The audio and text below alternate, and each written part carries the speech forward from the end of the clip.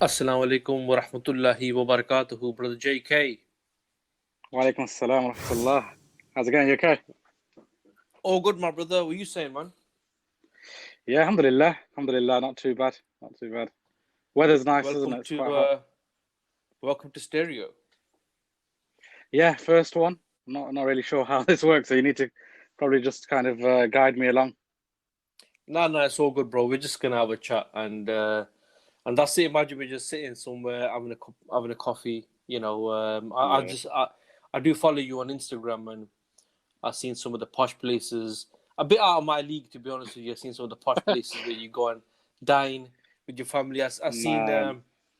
I've seen some very cute pictures of you pushing your baby boy in a pushchair. MashaAllah, proper modern style father. You know what I mean? Alhamdulillah, I need to do our part these days. But yeah, no, it's been good. It's been good. Trying to enjoy the weather over the last few days in the UK. We don't get that many days of sun, so have to make the most of it.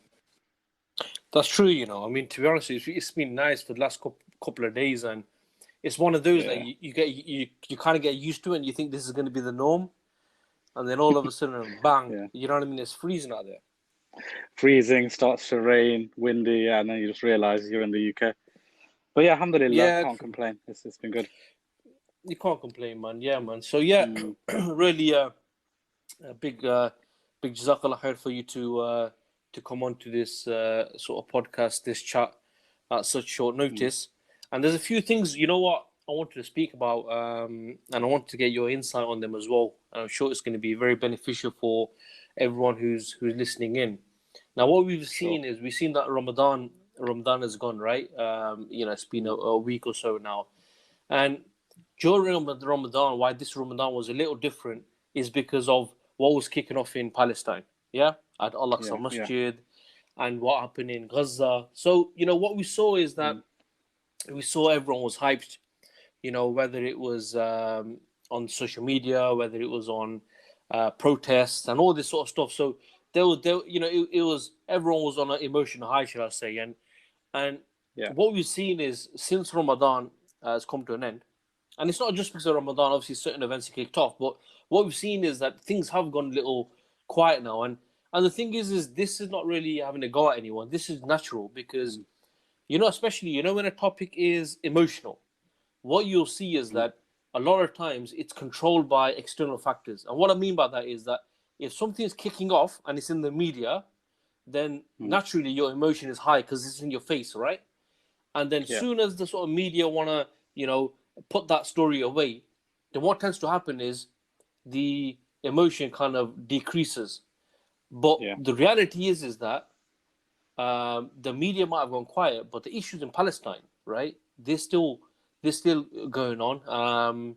We see that quote unquote the Israeli aggression continues. And one thing I want to mention also is that only in the last couple of days we saw that those forced evictions in places like Sheikh Jarrah and Silwan, which actually some people say were the trigger to the events that kicked off in Ramadan. They're still going ahead. We saw that they arrested Mona Al-Qurd and her brother Muhammad Al-Qurd as well.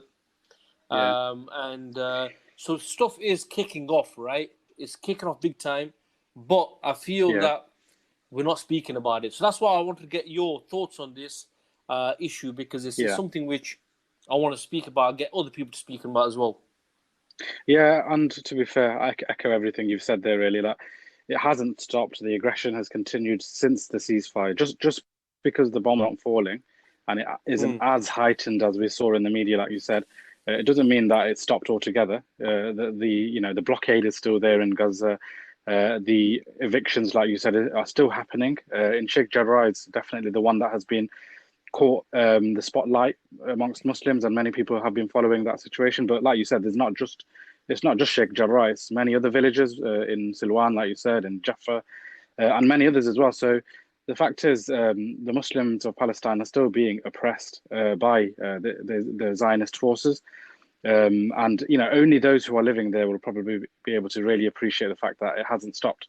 And I think the alhamdulillah, one positive is that although the media has stopped reporting it, and to be fair, the Western media haven't really, even when it was going on, they didn't report it in in a balanced way, really. Even though, like I think I heard your podcast previously, it has they have been heightening their kind of criticism of Israel a bit more. But as you said, I think the aggression has continued, and only the day, like you said, the two siblings, they live in Sheikh Jarrah. They are the ones that were leading the protests against the evictions, the forced evictions. Mona Al-Qard and Muhammad Al-Qard. They have been released now, but they were essentially arrested and taken away by IDF forces. And even I don't know whether you saw a reporter from Al Jazeera who was in Sheikh Jarrah also was arrested as well, I think. I think we had a message. It was a woman, wasn't it, right? It was a woman, reporting for Al Jazeera. And I think, the message really is that Israel and the Zionists, they know they are the aggressors, and they don't want the world to see that. That does affect them when they see that the world is depicting them in a way that that they are the aggressors. They are the ones that are should be seen in that light. So they will do everything in their power to stop those who want to report it, to stop them from actually showing the real story. Yeah, definitely, man. And you're right. We have got a message. Let me just play this. Maybe it's a comment or question. Let's see what they're saying. Okay. I'm pressing play. Nothing's happening. What's going on here? Oh, okay. I think one of the main issues with it is because it's been painted as being a Palestine issue that just only really affects Palestinians and whatnot. Yes, people have an emotional connection to that, but that's the wrong mentality. This should be an Islamic problem. That's what people should be looking towards, really. If that was the case, then the issue would quickly become resolved, or the fact that they would be looking for solutions. Whereas, because it being a Palestinian issue or painted to be so, people have an emotional connection to it. Once that emotional connection disappears or dissipates, it's not really a problem for people anymore. They just go along with what's being shown in front of them. But if you paint it as an Islamic issue, then that's when things change. That's when things become different. People will understand the reasons behind it. And I think that plays a very important role as well, especially with the Western media. Yeah, did you get that? Very good point. Yeah, very good comment, to be fair. And I think that's the real point here, that many have painted this issue in different forms. At one point it was like the brother said, a Palestinian issue. Many have also painted it as a humanitarian issue, that everyone, I think you may have heard the quote and the poster around, you don't need to be what's the word? You don't need to be Muslim to understand the oppression of the Palestinians. You just need to be human. Things like that. And I think there's, the intentions may be good, but the reality is that this is an Islamic issue, which requires an Islamic solution. And we shouldn't kind of claim it to be either humanitarian or an Arab issue or a Palestinian issue, because if we view it like that, in fact, we have misdiagnosed the problem. Many that view it as a humanitarian issue, they view it in the sense of aggression. So if the aggression stops, if the kind of forced evictions stop, then actually the problem's solved, because the issue from their eyes is aggression. Whereas we don't view it as that. The problem, that's a symptom of the problem, the aggression that happens as a result of the occupation. And if we view the problem as occupation, and the fact that the Zionists have a legal stand from the Muslims, actually we can diagnose properly and actually identify the solution as being one to remove the occupation. So that's why it's really important to look at that way. And those who view it as a Palestinian issue or an Arab issue, they have kind of made the issue like a nationalistic thing. So, their solution will be things around having the Palestinians having some sort of state and having sort of self-autonomy and things like this. And what that does, it leads the way for people to view it as view the solution of a two-state solution that gives the Palestinians a state. That becomes an okay solution, an acceptable solution. Whereas I think if we view it in the correct stance as an Islamic issue, we recognize that the whole of Palestine requires liberation from the occupying entity, the criminal entity, the cancerous entity, and only then will Palestine really be liberated and free, as we say. Yeah, no, definitely, man. And also as well, like the brother said, and as what you said as with JK, that for us this is an Islamic issue, right? But even even on a, if you were looking at it from a humanitarian point of view, you can see why people might go quiet, because when the bombs were being dropped on Gaza, obviously people vex up and you know they spoke out, right? And then when there was a sort of ceasefire and people quieted down, that's fine. But the reality is if I go back to a point you made at the beginning of this chat, the fact that there's a blockade around Gaza. So if they're not bombing it, those people are like an open prison. Even from a humanitarian point of view, from what I heard, what I read a while back, is even the Zionists, it's up to them how much like calories and stuff they allow into that area. It's like a prison, right? So even from a humanitarian point of view, this struggle would be ongoing. But it just goes to show how unfortunately we have been, and not this is Muslims and non-Muslims, how we've been programmed and in a way where, you know, the media does play us like a yo-yo. When it wants us to act in a certain way, it can trigger it. And then when it wants us to act in another way, it will trigger it in a different way. But the reality is that even from a humanitarian point of view, you can see that this is something which is a genocide that's going on, right? But still, it's an ethnic going back cleansing. to the point, Absolutely. You know, but going back to the point that the brother made and you made, that look, from an Islamic point of view, this is something which we need to look at it solely from a Sharia point of view and Islamic point of view. And this actually leads me to another point I want to discuss with you, brother JK, aka Sira man. Yeah, you have dawah man, innit? You're Sira man. Just to let people know that brother JK, he hosts the Talking Sira podcast on Voice of the Ummah. Hence why whenever there's something Sira related, he's my go-to person. But you know, I was checking on your Instagram posts, something which I do regularly, and I came across one of your stories which I found really interesting, and it is linked to what we're chatting about, because it's about Palestine, but also it's about Sharia, and it's about looking at things through an Islamic point of view, right? And what this post was talking about was the Treaty of Al-Hudaibiyah, okay? Yeah. And from what your comment was saying is that this treaty is being falsely used as an evidence, right? Islamic evidence, to show that normalization with the Zionist entity, i.e. the legal state of Israel, is allowed based on Islam according to Sharia, right? So I find this very interesting, and even though I'm going to be honest with you, I've not heard this argument by a lot of people, but certainly you must have heard it and you made the comment, right? So that's why I want to discuss with you, because I think it's going to benefit myself and it's going to benefit also the listeners. So what I want you to do is tell me a bit more about this. What made you write this post? Maybe shed some light on what the Treaty Al-Hudaibiya was, and also why this can't be used as an Islamic evidence to legitimize normalization and like recognizing the illegal state of Israel. So just to, absolutely, I can do that. So what my point really was is that the Treaty of Hudaybiyah seems to be one of these examples of the Sirah that many people use to justify certain actions that happen. And you'll remember a few months ago,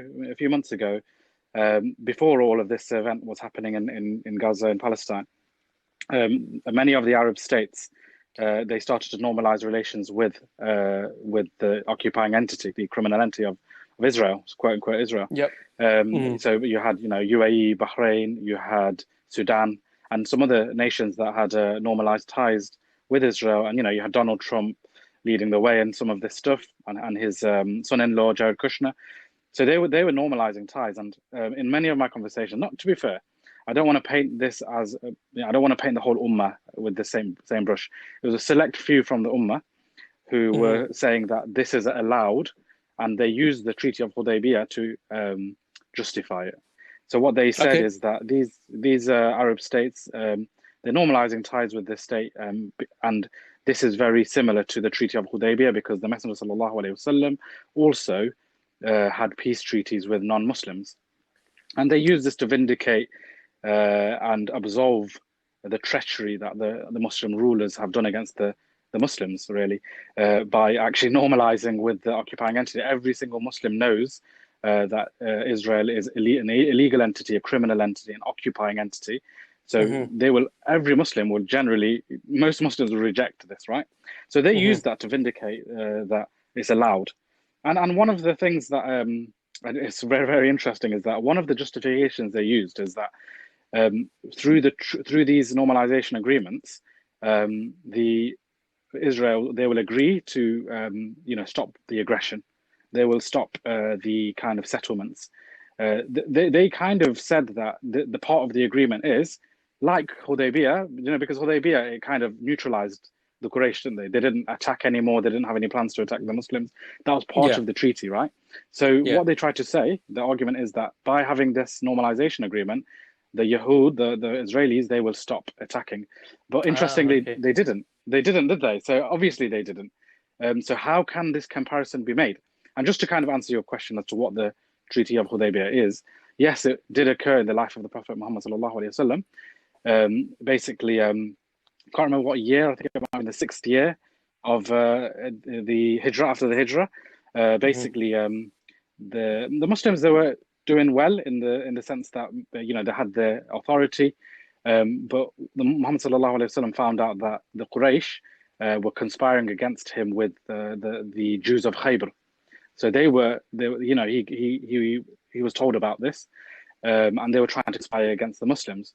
So in order to neutralize the Quraysh and in fact the Jews of Khaybar, long story short, obviously there's more to it in terms of the fact that the Messenger sallallahu alaihi wasallam had a plan to do Hajj in Mecca, a peaceful action, no intent for war, and this caused a bit of fear from the side of the Quraysh. They thought it was a trick, and a lot of things happened. There was a delegation sent, and they met in Hudaybiyah, and they agreed for this treaty that there would be no fighting between the tribes of Quraysh and the Muslims, and those who are allied with the Muslims won't fight with those who are allied with the Quraysh. And essentially, it was a long-term agreement. And the benefit of this to Muhammad sallallahu alaihi wasallam is that it would allow him to consolidate his power, continue his da'wah along the Arab Peninsula, and actually, more importantly, it would allow him to isolate the Jews. So again, making comparisons with in the time of the Messenger sallallahu alaihi wasallam, it was in fact to actually put the Jews at bay, put them in check by essentially isolating them because they couldn't ally with the Quraysh anymore. And it was aiding Islam. So it aided Islam in terms of the Messenger sallallahu alaihi wasallam was able to continue with his da'wah, and there was no barriers, right? And we saw this after the Treaty of Hudaybiyah when it was broken. And that's another point to mention, that when it was broken, it wasn't even that the Quraysh attacked the Muslims. The Quraysh attacked another tribe that was allied with the Muslims. So due to this, the Messenger said that's a breach of the agreement, and there's no peace, right? So now you tell me, why is the normalization agreement still in place? If Israel have done all of that, killed more than 240 Muslims, why is it that the rulers of the Muslim world have not come out and said anything like, the normalization agreements no longer stand? And the reality is because it's nothing like Hudaybiyah. In fact, it's a treachery against the Muslims, and it's about selling Palestine altogether. It's about selling Muslim land. And linked to this, I've found that this same event of the Seerah has been used for the current plan for Palestine, which is the two-state solution.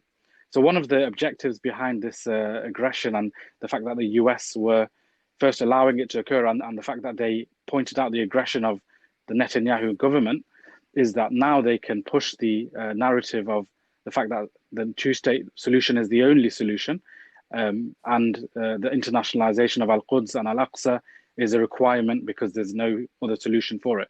So this is the next treachery against the Muslims, and I would compare it to the likes of the Balfour Declaration, the Sykes-Picot Agreement, even the Nakba. These conspiracies that happened against the Muslims. The two-state solution, if it happens, is the next catastrophe that's about to occur.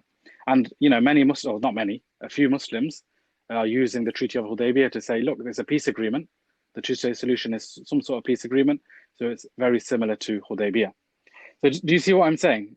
This event, it seems to be very distorted in the minds of some Muslims, and it is used in an incorrect way without understanding really what it was. And I think that's why it's really important that we do read the seerah and understand the seerah, so we understand in what environment and what capacity did the Messenger sallallahu alaihi wasallam do the Treaty of Hudaybiyah. The first thing is that he was the head of state. He was the head of the Muslims. He had been authorized by the Muslims. So he was allowed to do something like this. Whereas the leaders of the Muslims today, they are not authorized by the Muslims. They are puppets. They're placed upon the Muslims. And they're selling Islamic land. And the second thing to note is that Muhammad sallallahu alaihi wasallam did it in order to aid Islam, right? In order to keep the enemies at bay. Whereas what we're finding here is that this is at the cost of Islam and at the cost of Islamic land. And, it liquidates the issue of Palestine. So it's the absolute opposite of Treaty of Hudaybiyah. Any Muslim that has any ounce of sincerity and reads the seerah with an open mind will realize that this cannot be compared to what's occurring in terms of the normalization and the two-state solution. Yeah. No, is that clear? Bro. I mean, yeah. I mean, like you said before, you know what? These issues are deep. You can't really discuss it in 10-15 minutes, but I think you've given a flavor, and also, it just goes to show that there are elements out there who are clutching at straws, because, even if you think about the Treaty of Hudaybiyah, first of all, it was temporary, okay? This normalization is permanent, okay? Yes. Another thing is that because that was temporary, there was no giving away of land, because Mecca, for example, it was not under the Islamic rule anyway, right? So here, what we're seeing is that this contradicts another rule, and that rule is that as Muslims, we're not allowed to give away Islam. No one's, even the representative of the Muslim, the Khalifa, he does not have the right to give away Muslim land that has been where you've had the Sharia implemented there. It's prohibited to give that land away. So in reality, on paper, it may try to confuse people, but the main point is that if you dig, and it's not even, you don't even have to dig that deep, but you can see where, like you're saying, it's like total opposites. Exactly. Yeah. So you made some really good points there, and I think the kind of main message really is that we shouldn't look to Islam or the Qur'an or the Sunnah or even the Seerah as like a secondary thing to justify our positions. It shouldn't be a case of we come to a decision or we come to an action of the Muslim rulers, and to absolve them of blame, we go to the sources of Islam and find a reasoning. The reality is we should actually come to the Seerah first, come to the Sunnah and the Qur'an first, because that's our premise. That's our, that is our guide in life. The Furqan, the criteria in life. So we should go to that first and understand, what did Allah subhanahu wa ta'ala require from us? What was the guidance from Allah? What was the guidance from the Messenger? What was his example in the Seerah, in his Sunnah? And then when we've derived what that was, then we turn to our situation and realize that this is how the Messenger ﷺ would have gone about it, not the opposite. And I find sometimes what happens, and the really good example is that, why is it that any of these things that happen that you can see is a traitorous act against the Muslims, it becomes justified through Islamic events and things taken out of context from the Seerah, and I think that's the key thing for Muslims. You know why I think, JK, why they tend to use the Treaty of Hudaybiyah as well is people who are not familiar with the Seerah, people who haven't listened to the Talk of Seerah podcast. But generally, people who are not familiar with the Seerah, right? What they're told, and a lot of people are meant to believe that the Treaty of Al-Hudaibiyah was a compromise. You understand what I'm trying to say? So what happens then is, why? Because I've heard this Treaty of Al-Hudaibiyah not just for this instance, for many different things, and the consistent theme is that Muslims need to compromise today. Why? Because the Messenger sallallahu alaihi wasallam compromised at the Treaty of Al-Hudaibiyah. You understand the thing? You understand? But if in reality, if you look at the Treaty of Al-Hudaibiya, this was a political master stroke. Masterclass. You understand? Yeah, exactly. Masterclass. If people look at it that way, but I think the theme that's normally portrayed is that the Prophet compromised. You know, he removed the Prophet of Allah from the document, and what they do then is they extend this to any issue where the kuffar want us to compromise, and what they'll say is, look, Muslim compromised. Look at the Treaty of Al-Hudaibiya, but they won't tell you what happened straight after the Treaty of Al-Hudaibiya, and the irony. And bro, shed some light on the irony of what happened straight after the Treaty of Al-Hudaibiya and this normalization with the Yahud. What's the irony? The irony is that this Treaty of Hudaybiyah was, in fact, like I said, to isolate the Jews. And after the Treaty of Hudaybiyah was broken, actually, what battle took place? The Battle of Khaybar, which was against the Jews. It was about, it was about, dealing with the Jews, to be fair, for their treachery, not for the sake of it. And I think that's the balance in Islam. If you read the life of the Prophet ﷺ, it wasn't a kind of, as the Orientalists try to paint out, like it was some sort of, na'udhu billah, someone who was looking bloodthirsty and looking to go to battle for everything. He wasn't. The reality was that the Messenger ﷺ was obliging by the command of Allah in terms of making the truth dominate. And the truth doesn't need to dominate always through kind of physical violence. It can be through actions like this, political astuteness, where a peace agreement is allowed in Islam. No one's saying it's not allowed, but there's a context behind it. The context behind this is that it was in the benefit of Muslims. They were at a point of advantage, and actually the Quraysh were probably the most relieved after the Treaty of Hudaybiyah. And that's why some of the Muslims even said, Sorry to interrupt you. There's another point I just remembered. Go on.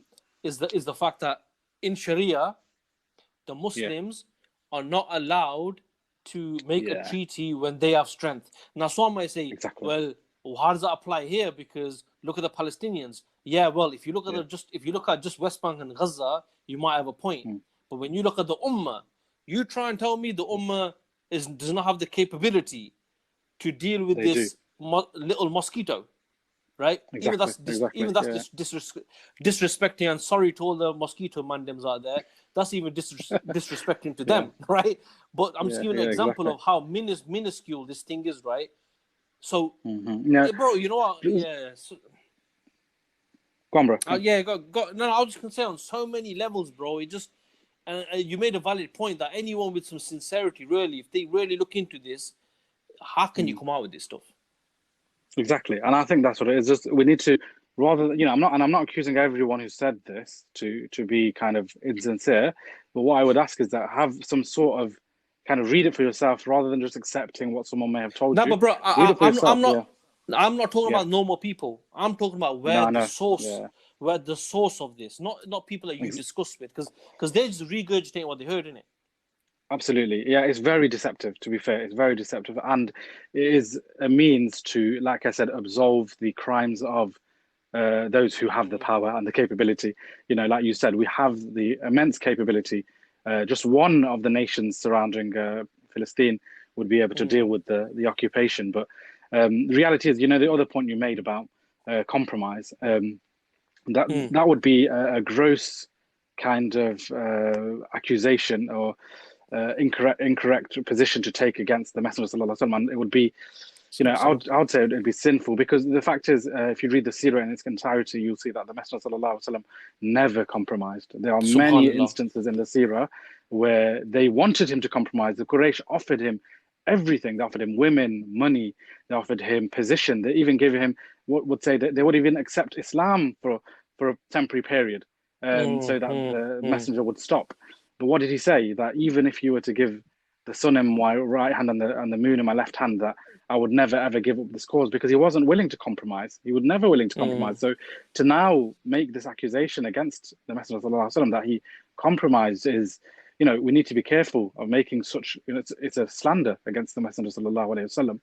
So yeah, I think it's very important that we read the Seerah, understand this. There's many sources out there, not just the podcast. I know we're trying to plug it. There's many sources out there that we can even just pick up a book. But it's really important, and also, like at the start of of this talk or podcast, we said that the issue isn't gone. The issue is still there, and we can see in recent times that it's kind of being brought to life again with some of the stuff that's happening in Sheikh Jarrah and the other nations as well, other cities as well.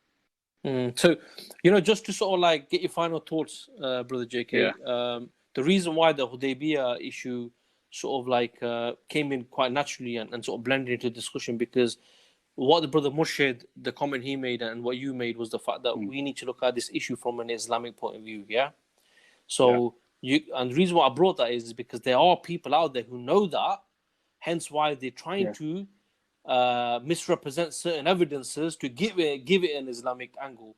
But going back to the issue of the Zionist aggression continues, as Muslims, what's the sort of final message that you want to give from like an Islamic viewpoint of like how to keep on the heat, how to keep on it, not just be dictated by the media and go on and off. Like, it's difficult. It's definitely because we have lives to live, don't we? Right? But what's your advice in that respect? So let's end on a saying of the Messenger sallallahu alaihi wasallam. So Muhammad sallallahu alaihi wasallam said, "Whoever of you sees an evil, let him change it with his hand. And if he is not able to do so, let him change it with his tongue. And if he isn't able to do that, then let him change it with his heart. And this is the weakest of Iman." You've obviously heard this hadith, right? Yeah, sure. And this applies to any evil, not just Philistine. There's many evils that we will see, even from a local level, daily life that we may see, and to a kind of global level. And what this really obliges is that the Muslim seeks to change any evil around him based on his capability, right? And the strongest position of a Muslim is, when I say strongest position, I mean the strongest action a Muslim can take is to change it with his hand, meaning change it physically, to change the situation physically. Okay. So with the occupation of Palestine, if we kind of make the comparison here, that capability of changing it physically, like actually with the hands, is with the rulers of the Muslim world who have the armies at their command. They have the disposal of the armies and their weapons to rid the land of the occupiers. It's quite clear that this can happen. Defensive action to rid the land of the occupiers who are so brazen in their action, right? So it's quite clear that they have the capability to remove it with their hand. In terms of our capability, the next layer, which is to change it with our tongues, that's where we come into play, because we can't necessarily change it physically, especially if we don't live there. We should change it with our tongue. And the interesting point here, many will view this as very general. So they will think that, that just means I need to raise awareness about the situation. I need to talk about it. And that's all good. Don't get me wrong. I'm not belittling that. It's good to raise awareness and make sure we continue the heat. And it's really good to see on my stories still people talking about Palestine. And that, that's very positive to see that. As things have moved on, a lot of Muslims can continue to speak about it. So the point I'm making here, though, is that to change it with our tongue is qualified, actually. The Messenger didn't say just speak about it. He said to change it with your tongue. So what that means is that we need to understand the solution and call upon those who are able to change it with our tongues. Make sure that they know what the solution is. So that's important, that we talk about the solution. What is the solution to removing the occupation? Which is, like I said, it's for the physical armies and those who have capability to remove the occupation. So do you see what I'm saying? It's not the general just talking about it. It's about understanding the solution and raising awareness of the correct solution. And then the final one, really. So what you're saying is that even the speech, because the speech is like the second point, isn't it? So if you can't remove it with your hand, then speak out. But then that speaking out is geared towards either being bringing about that capability of generating of removing it with the hand, or finding the solution, which is actually removing it with the hand. But nevertheless, it needs to be removed by the hand, right? Absolutely, and that's the key point, because like I said, Muhammad sallallahu alaihi wasallam, if we read the hadith, he specifically says change it with your tongue. He doesn't say change it with your hands and then speak about it and then hate it within your heart. He says change it with your tongue. If you can't do that, change it with your heart. So what that really means is that not just us. So yes, we can't change it physically. So yes, we speak out against it and we speak about the correct solution. not just to the rulers and others, but also those who have influence. So, I'm a bit disheartened by the amount of influentials and speakers and scholars who know about this and have spoken about it. But have they really spoken about the right solution? Only a few. From my, you may know more, but I've only seen a few influentials speak about, and maybe it's because of this situation. I'm not sure. I'll make excuses for them where I can. But what I'm saying is, those who have influence, those who have millions who listen to them, they need to be talking about the Sharia action, the action that is required from the Sharia. And we can make dua, we can raise awareness, we can do all these things in terms of personally, but we have to make sure that we talk about the correct solution to the issue of Palestine, because we talk about Sheikh Jarrah, we talk about Jaffa, we talk about Silwan, but the reality is, from 1948, thousands of villages have gone through the same fate. It's not a new phenomena. I was looking on Wikipedia, just do a quick search on Wikipedia, and you can see from 1948, there is a list of villages that were ethnically cleansed. Let's put it straight, right? Ethnically cleansed of the land. It started with Deir Yassin, which was a massacre. And there's a really good documentary actually about that. There's a massacre that took place, and that land was wiped out. Bro, let's say as it isn't, is a genocide. It was a genocide. SubhanAllah, it was a genocide. And one of the reasons it was a genocide, I was looking into this, one of the reasons it was so brutal is because they wanted to cause fear in the hearts of the Muslims. And, the Muslims saw what happened in Deir Yassin, and they themselves had to leave out of fear. And you can't blame them. If you see what happened there, many of the villagers left the other lands because they thought they're going to suffer the same fate as their brothers and sisters in Deir Yassin. And then look, other cities come to mind, Jenin, Ramallah, all these lands that, years ago we heard about. Jenin is one of those. Again, search for it on YouTube. There's a good documentary about Jenin. And SubhanAllah, what happened in Jenin it's atrocious. And it just, every year, the same thing again and again and again. And our emotions are rise and we have anger. But you know what? Really, we need to channel this anger in the correct way and speak of the right solution in order to really change the situation. And that's kind of my final message to the listeners. Yeah, sure, man. No, it's a banging message, bro. It's spot on. And I think the only thing I would add, because my question as well was the fact that how can we stay a bit more consistent and on it? And I think it goes down to the hadith that you mentioned when the Messenger sallallahu alaihi wasallam said that if you see an evil, you have to do certain things, whether it's try to remove it with your hand or speak or hate it. But the point is, though, is you can't isolate yourself, you can't segregate yourself from the evil. Like it's someone else's problem. You understand? So if that's the mindset that we have, that wherever we see evil, whether it's on our locality, whether it's internationally, that we have a role to play. We should work to bring justice. We should work to bring peace.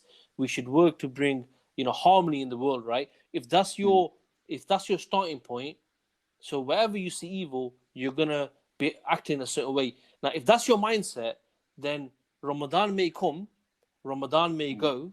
Sky News might report it. Sky News might not report it.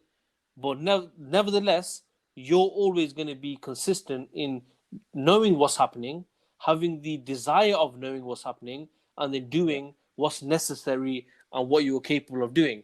So I think that's a really brilliant example you get. I've never really seen it in that way, bro. That, if you look at this hadith, it applies to everywhere. And is there not an evil that Masjid al-Aqsa is occupied?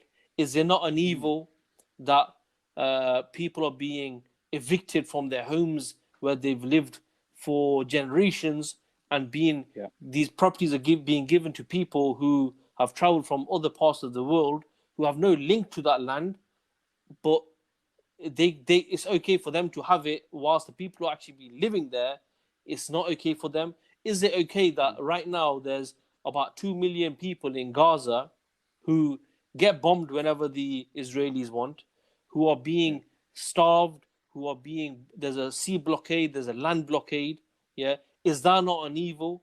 These are all evils, and that's only one example. I mean, you got Kashmir, you've got all, China, what's happening? How can a Muslim how can a Muslim be someone who is,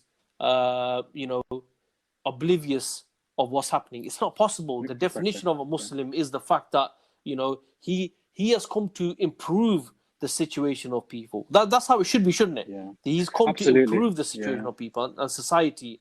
So I think that, yeah. I think you're absolutely right. And you know that hadith as well, about changing an evil. Actually, it should give us some sort of hope as well that we do have a role to play. Like the Messenger of Allah didn't aim this at the scholars or those who have a position of power. He aimed at every single Muslim, even if we have the least amount of capability where we literally can't even speak against it. At least have the hatred in the heart and understand the solution in our heart. That one day, when I do have the capability to speak out against it, I'll do that. And when I do have the capability to physically remove it, do that as well. So it gives us a bit of hope that don't belittle your actions in terms of speaking out against it and speaking about the correct solution. It goes a long way because we're part of the ummah of Muhammad sallallahu alaihi wasallam. Sallallahu alaihi wasallam. Yeah, of course. I mean, and even in one of the podcasts, I mentioned that even a small action of just informing your children, your relatives of what's happening, because one thing we got to understand, JK, right? All this normalization attempts, all these attempts at trying to change the discourse, trying to change the narrative that somehow the Palestinians are the aliens in this land. This is a generational game. Today's people are not going to accept it. But now you tell me, right? Now, 2 generations later, where people in the UAE, Muslims in Morocco, Muslims in Sudan, these places, when they grow up and they see that their countries have perfect relationships with the state of Israel, to them it's going to be normal, right? Exactly. And that's the thing. That's why the Palestinians, the Muslims in Palestine, they are on the front line, but this is not their problem. This is a Muslim problem. They are on the front. The best we can do is back them up. And I'm not taking a dig at anyone in this, right? But I think we need to do more than just buy Palestinian dates. I think we need we need to. Those people are on the front line for us. They are protecting that land because they understand it's the land of the Ummah. Masjid al-Aqsa is a property of the Ummah. We need to be doing what we're capable of doing. Yeah, and to be fair, there were so many videos that came out at the time where the Muslim sisters, they're saying that it's not that we need your charity. It's not that we need you to do small action. They were calling on, where are the men, the Rijal of the Ummah? Where are the men of the Ummah? Where are the leaders? Where are those people that should be protecting the Ummah? Where are the Salahuddins of the world? So it's quite clear that they require action, physical action, to remove the occupation, not merely satisfying ourselves that, we can boycott Israel. If we want to do that, no problem, but don't satisfy yourself with the fact that that is the solution and you've done your bit, because we haven't done our bit. We need to do more. Like you said, it's not belittling. It's fine. If you want to do it, no problem. I have hatred. No, I've got nothing against hating Israel. Do it as much as you want, but recognize what we need to do from a perspective of being a Muslim and doing our duty to Allah and the Messenger, sallallahu alaihi wasallam. Yeah, bro. Big up to you. It's been an eye opener. It's been a wicked discussion, bro. And I've benefited from it, and I hope that those people who are listening in benefit from it also. And inshallah ta'ala, we'll do these more regularly. What do you think, JK? Inshallah. Yeah, it was good. It was nice to have a casual chat, and it's nice to speak about these issues really and keep the conversation going, keep the discussion going. So yeah, more than happy. Anytime you want me on, just give us a shout, and I'm more than happy to come on. Yeah, man. Just let me know when you're like changing nappies and looking after the baby and stuff in it. Then I'll rule that out. Yeah. No problem. No worries, bro. Inshallah. Sorry, man. Sorry for keeping exposing you like that. But it's fine. Yeah? It's fine. It's fine. New dad and everything, innit?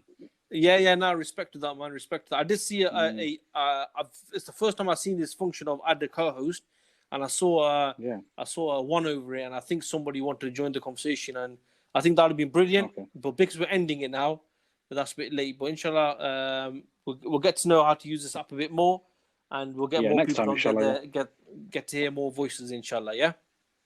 Inshallah. Jazakallah khairan. Okay, brother JK, Jazakallah for that, man, and Jazakallah for anyone who's sort of tuned in. If you find this beneficial, please share it with family and friends, and let's generate some more awareness about what's going on in the land of Palestine. Okay, JK, Jazakallah, and Assalamu alaikum wa rahmatullahi wa barakatuhu. Wa alaikum assalam wa rahmatullahi wa barakatuh.